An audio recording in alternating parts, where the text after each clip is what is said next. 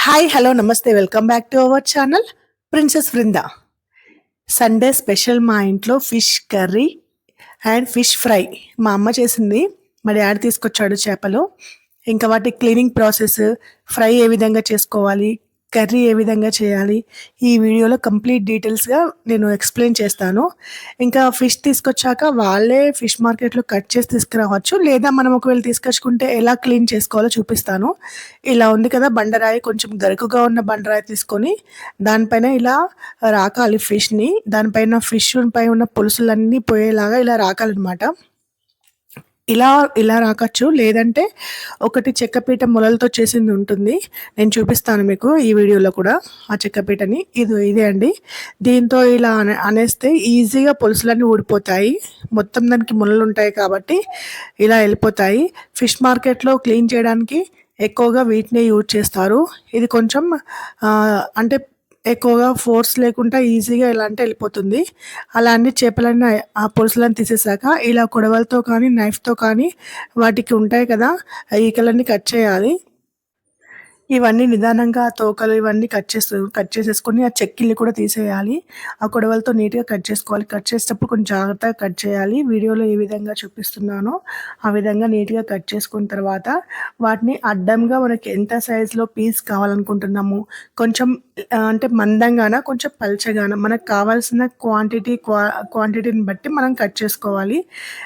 మేమైతే ఫ్రైకి ప్లస్ సూప్‌కి రెండింటికి చేస్తున్నాం కాబట్టి కొంచెం సన్నంగా, కొంచెం లడ్డుగా కట్ చేసాము. ఫ్రైకేమో కొంచెం సన్నగా కట్ చేసాము. ఇంకా కర్రీకేమో కొంచెం లడ్డుగా కట్ చేసాము. కొంచెం మందంగా కట్ చేసాము. ఇలా కట్ చేసుకోవాలి. కట్ చేసుకున్నాక వీటన్నింటి లోపల ఉన్న డస్ట్ ఏదైతే ఉంటుందో, పేగులు కానీ ఇంకేమన్నా చెక్కిలలో ఉన్నది ఏమన్నా డస్ట్ ఉంటే తీసేయాలి నీట్‌గా. ఇలా 2 ఫిష్‌లు కూడా కట్ చేయాలి. తర్వాత ఫిష్‌ని ఇలా కడగాలి. దాని లోపల బ్లడ్ ప్లస్ చర్మం ఇంకా అది ఉంటుంది కదా, అంతా ఇట్లా క్లీన్ చేయాలి. తర్వాత బౌల్‌లో వేసుకొని కొద్దిగా సాల్ట్ వేసి మంచిగా క్లీన్ చేయాలి మళ్ళీ ఒకసారి. ఇంకా ఫిష్ హెడ్ అయితే నీట్‌గా క్లీన్ చేసుకోవాలి. దాంట్లో చాలా వరకు ఐస్ ఉంటాయి, అన్నీ ఉంటాయి కదా! సో, అవన్నీ తీసేసి ఇలా నీట్‌గా క్లీన్ చేసుకొని వేసుకోవాలి.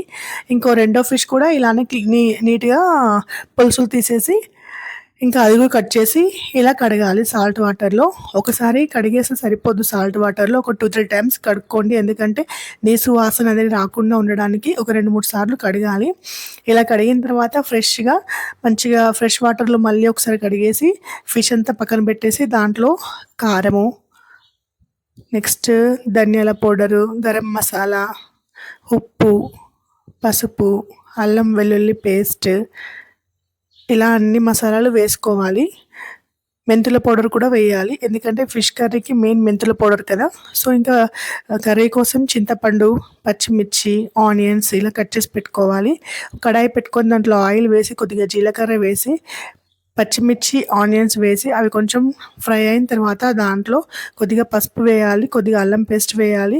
కొద్దిగానే వేసుకోవాలి. ఎందుకంటే మనం ఫిష్‌లో ఆల్రెడీ కలిపేసాం కాబట్టి ఈ కొద్దిగా వేసి ఫిషెస్ అన్నీ వేసేసి మసాలా పట్టేసిన ఫిషెస్ అన్నీ వేసి మంచిగా కొంచెం ఉడకనించిన తర్వాత ఆయిల్‌లో ఈ చింతపండు రసం అనేది పిండుకొని పెట్టుకోవాలి. ఈ ఫిష్‌ని కొంచెం ఫ్రై అయిన తర్వాత చింతపండు రసం అనేది పిండి ఏ గిన్నెలో అయితే మనం మిక్స్ చేసామో ఆ గిన్నెలో చింతపండు రసం పిండేసి ఫ్రై అవుతున్న కర్రీలో ఈ చింతపండు గుజ్జు పోయాలి. చింతపండు బాగా పుల్లగా కాకుండా చూసుకోవాలి. ఒకవేళ పులుపు అయితే కొద్దిగా వాటర్ కంటెంట్ యాడ్ చేసుకోండి. ఇంకా స్వీట్‌గా ఉంటే కొంచెం కారం అట్లా స్వీట్‌గా ఉంటే ఏం చేయలేము. కొద్దిగా కారం యాడ్ చేసుకోవాలి. పులుసు యాడ్ చేసిన తర్వాత పీసెస్‌ని కదపకూడదు ఎక్కువగా. నిదానంగా చూసుకోవాలి. ఎందుకంటే పీసెస్ విరిగిపోతాయి. సో, గరిటె పెట్టకుండా ఇట్లా బౌల్‌నే కదిలిస్తూ ఉండాలి.